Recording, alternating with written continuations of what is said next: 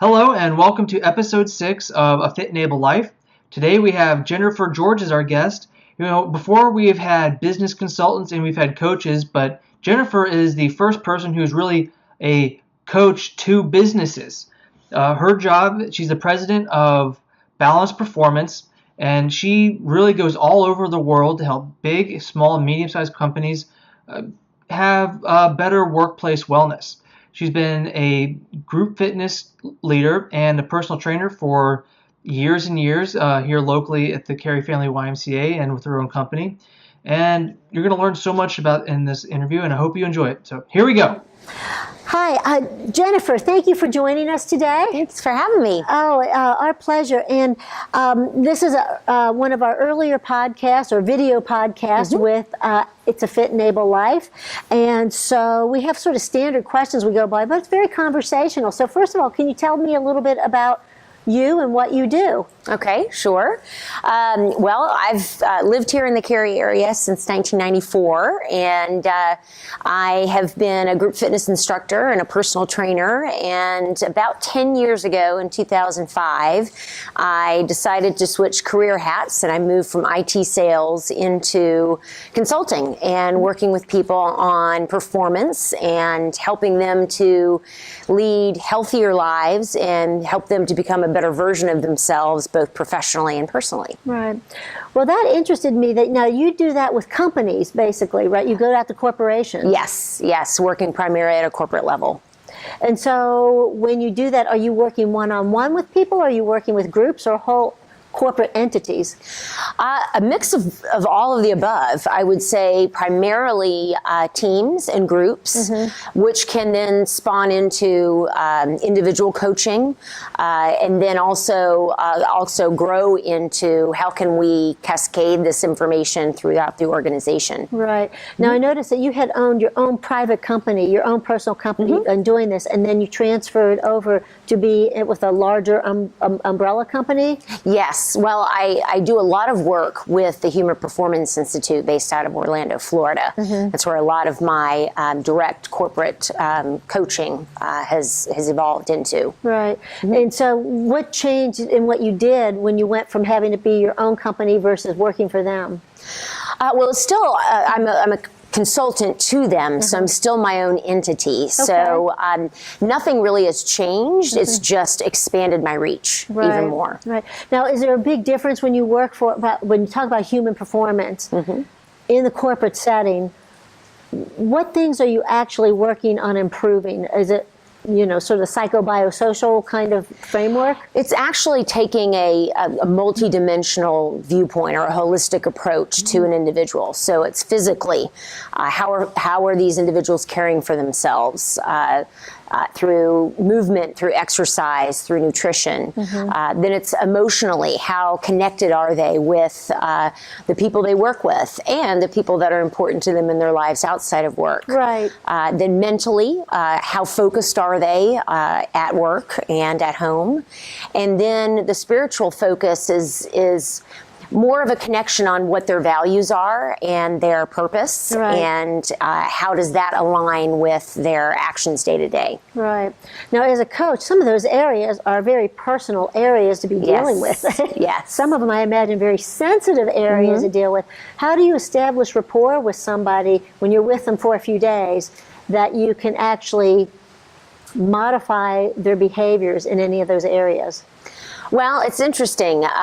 Establishing rapport, I think, no matter where we live, where we come from, what part of the world that we live in, we're all people. Right. And generally, many of us have a set of core values and beliefs. And the unique part is just in working with individuals to determine what are those core values and beliefs. And some folks are really already very in tune with that, while others haven't really spent much time thinking about it. And so it is a personal exercise, but one that, we create a very safe environment for individuals to really reflect upon. Right. Is there any of those areas that you work with that you find are better introductory areas. So if you're going to work with somebody sort of 360, then you say, okay, we're going to start with this area typically, because that helps me establish a working relationship and then move to some of these other areas. Right. I would say from the physical perspective, that's common ground that we can all kind of talk about is how are we caring for ourselves? And it's very much a little more tangible in terms of, are you eating well? How are you taking care of yourself, as opposed to what are your core values and beliefs? Right. So they're intertwined quite significantly, but from as far as starting point, it's a good place to getting people really connected in how they're caring for themselves. Right. Yeah, that is. Now, you're working at the corporate setting. How does it differ for you teaching your corporate leaders, your executives, about healthier living? How does that compare with giving that same message to your family, your husband and your children? That's well, they're the closest to me, of course, and the most important to me, and so they know what I'm passionate about and how important it is to be healthy. There also can be guinea pigs at times. Okay, Mom, we don't need to hear about this anymore. So it is a little bit of a different approach. Corporate world, we find sometimes the individuals are moving at the speed of light and moving very, very quickly through projects, through tasks. If they're leaders, they're managing people, and sometimes thinking about themselves is kind of the last step, or that's the first thing that goes when they have all these demands placed on them. Right. So it really is, and I emphasize the focus on caring for yourself, because if you don't care for yourself, you can't care for anyone or anything else very well. Sounds like you should be a consultant to mothers as well. I have led some groups of women in leadership and mothers as well. So I'm just joking, but it works. It is a very marketable audience, that's for sure. That is for sure. It's, I find that it's really interesting that you do this at the corporate level, and then you do something very community-based with your involvement with O2 Fitness and with the Cary Family YMCA, which are both amazing organizations and community corporate citizens. So the YMCA, now their programs, you can get such a wide variety of capabilities in a YMCA fitness class. And the idea is that everybody comes out with a very successful experience. Yes. How do you manage that? Because at any given time, you could have a new person walk in and you have to instantaneously almost size up what that's going to be for them. True, absolutely. Well, we welcome folks of all levels of fitness, and I would say that those that are just new walking in are the ones that we really want to care for. Right. To begin a journey in wellness is so important, and as an instructor and a trainer, it's important to be able to gauge the level, not only just gauging but asking. What might there be some limitations or injuries that you have, and coaching people through, they can actually really make some great progress into their fitness despite limitations or despite starting out new. We try to create an environment where it's not a competition, but that it's a journey that we're all on, and we're working together to achieve a fitter life. Right. It sounds like you have to be sort of sensitivity and straightforwardness all in the same thing, so you can get the information you need to be effective and helpful, and also make them feel comfortable sharing that very quickly. Well, I think it's really interesting because now, so given that you're dealing with populations that are in other countries, how do you define success among those populations? Oh, wow. Success in life in general, or? Well, with particular, if you're teaching people how to be just healthier living, you follow that up with, contact with them. Sure. And, Absolutely. do you ever have repeat visits to the same venue where, this is phase 1 and now we're in phase 2? Oh, absolutely. Absolutely. It's individual contact points specific to individual coaching, or touching base in follow-up programs or follow-up webinars or whatever it might look like, is to help people continue on this journey, finding and creating behavioral change around, oneself, one's fitness, one's well-being, can be daunting. And we need, we're not alone in the process. All of us have particular challenges. And so I think if we establish kind of the mindset that we're all in this together and can support one another, I think a success could look like if an individual were to ask themselves, am I a better version of myself today than perhaps I was yesterday? Right. Because truly the measure of success is one step at a time. Right. We can't transform ourselves and change overnight. And, we always are dealing with pressures and challenges of day to day. Right. So, well, that alone is such an important message because so many people want a quick fix. That it's not going to happen. If it's going to be a real change, it's not going to happen overnight. Exactly. It has to come from inside. Yeah. And so that is such an important message for anyone. Now, I guess a lot of times, too, you must walk into these corporate environments and just say, there's something wrong with the corporate climate here. I get told all the time, you ought to stand up when you're using your computer some and not be sitting all the time. Right. Or get up and take a 5-minute break once an hour, which is really hard to do in an intense work environment. Can be, yeah. It can be. And getting up and walking away from your desk can really be a faux pas. Yes, of course. So, do you ever find yourself where you're not just going in and advising on the individual or the small group, but you're also advising on the environment, that it should not be so stressful? Sure. I think that certainly the message that I bring can be utilized for the environment, but all the way down to the individual. And I think what I've recognized over the years is that it's very hard to change the environment. There's no one in an organization, not even the highest leader, that can flip a switch and all of a sudden everything change. Is that really change begins one individual at a time. So the strategies that I suggest, and there's many of them, so people can choose what works best for them, whether that's having a snack mid-morning or mid-afternoon or standing while they're working. Everyone can figure out what works for them, and then collectively the culture changes. Right. And no longer are meetings 2-3 hours and everyone's sitting in a stifling conference room. Maybe they're out doing walking meetings, or they're standing while they're working. Right. Or the snack options that may be provided are a little healthier, and these kind of things that, again, come from that collective group of individuals seeking perhaps a better way of working. Right. So are there companies that you use as a model where they have had a change in the corporate climate from a less healthy environment to a more healthy environment? I know you've worked with a lot of huge companies, and I don't know if I can mention any of them, but they're very impressive companies. You've clearly had an impact on the big boys. Sure. Is there any particular company that you think, well, this is a good example or role model for other companies, large and small, in terms of corporate health and wellness? Sure, absolutely. Just in recent times, in the last several months, I've been doing a lot of work with Deloitte Consulting. They have really embraced the messages of employee health and well-being, and are making several new strategies available and programs available to their employees. Just here in the local area, GlaxoSmithKline, I've been working with since 2005, and they are huge proponents in creating an environment that is highly energized and resilient. Right.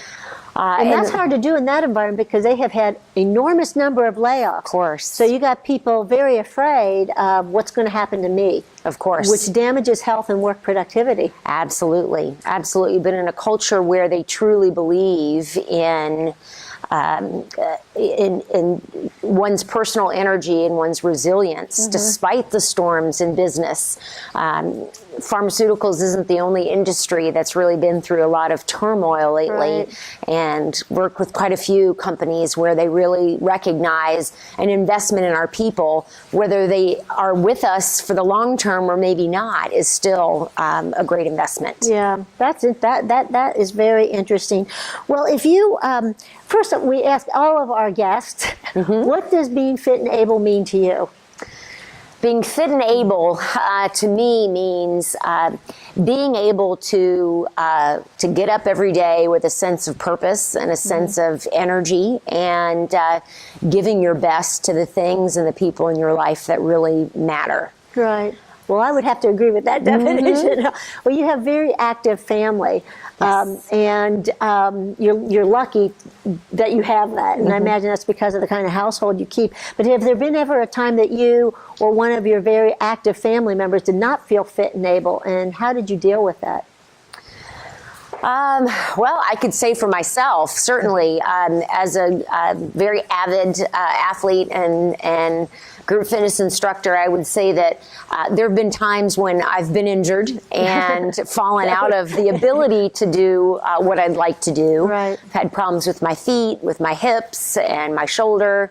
And so not feeling as though I'm able to do what I'd like has enabled me to kind of step back and figure out, well, how can I use this as an opportunity to perhaps try new things that while I'm healing, while I'm recovering, and how can I also use this as an opportunity to think about the other aspects of my life that need to also be healthy and well in terms of emotional, mental, and spiritual health. Right. So well, that's true. The injury with the runners is particularly devastating. I mean, that's one thing we hear over and over again. And I know when I was an athlete and also coaching, I didn't fully understand how hard it was for some people, because running was so easy for me. Swimming, biking, and I loved it. And it wasn't until I got some of my first injuries that I started understanding the mental part of recovery. I've never experienced recovery before. And that really makes you sensitive to what other people are going through. Oh, of course. It's humbling. Absolutely. It's very humbling. Absolutely. Indeed. Well, given that you give so much advice to your athletes and your class participants here locally, and also you travel abroad, just for this, is there some resource that you would recommend to people that are wanting to create a more positive life? Of course, they can always hire you. Of course. I'd love to help. We highly recommend. But also, is there some resource, a book or some video, anything like that, the people that are just looking for a little bit of guidance that you might recommend? Oh, there's so many things out there as it relates to resources in the kind of the holistic approach. Right. So I think that what I would say is going to be maybe a little bit of a unique recommendation as a resource is spend time with yourself. I think that in our day and age, we don't have a lot of silence and solitude and time to really reflect on who we are and who we want to be.